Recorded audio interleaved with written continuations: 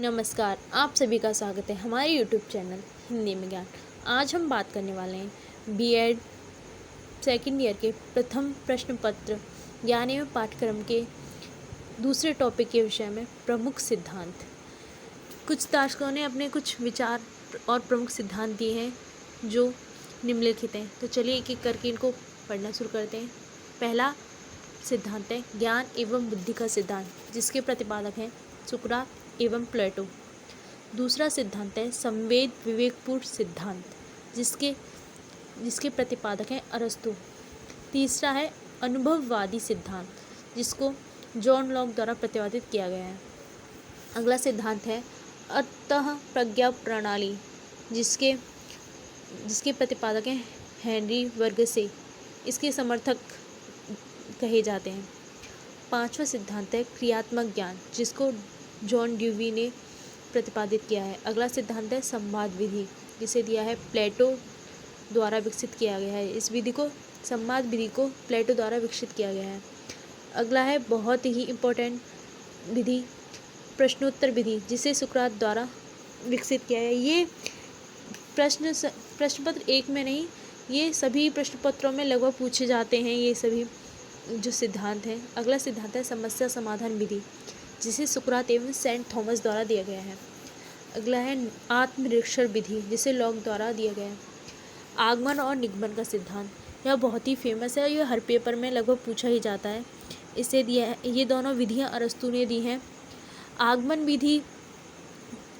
विधि विशिष्ट से सामान्य की ओर और निगमन विधि सामान्य से विशिष्ट की ओर चलती है।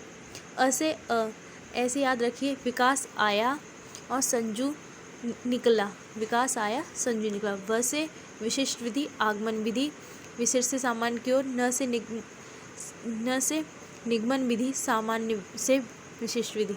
अगली विधि है सहसावस्था विधि, जिसे किंडरगार्टनर विधि भी कहा जाता है।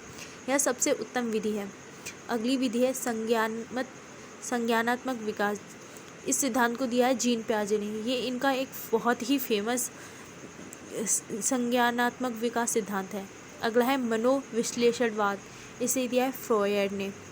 अगला है परिमाणवाद का सिद्धांत अमेरिका से शुरू हुआ था।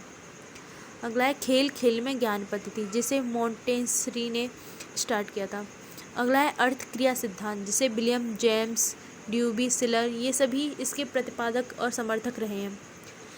अगला है सांख्य दर्शन, जिसे कपिल मुनि द्वारा प्रतिपादित किया गया। और अगला है अद्वैतवाद सिद्धांत, जिसे गुरु शंकराचार्य द्वारा स्टार्ट किया गया।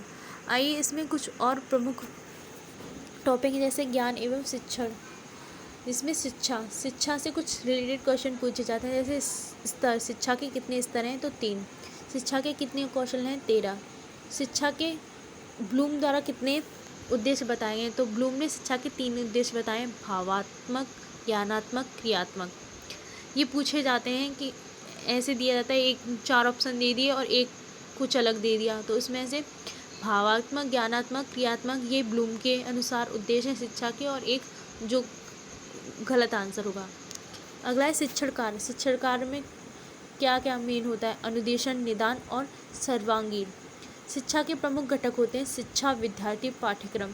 ये सवाल भी लगभग हर पेपर में पूछा जाता है। हमारा अगला टॉपिक है ज्ञान ही शक्ति है, यह कहा था अरस्तु ने। ज्ञान के प्रकार प्रागानुभाविक ज्ञान और प्रायोगिक ज्ञान।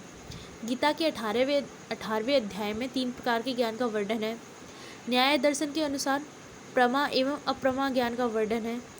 वैशेषिक दर्शन के अनुसार जगत एवं चित्त ये ज्ञान के 2 प्रकार हैं। भारतीय दर्शन के अनुसार पराविधा और अपराविधा, यहाँ विधा का मतलब होता है ज्ञान।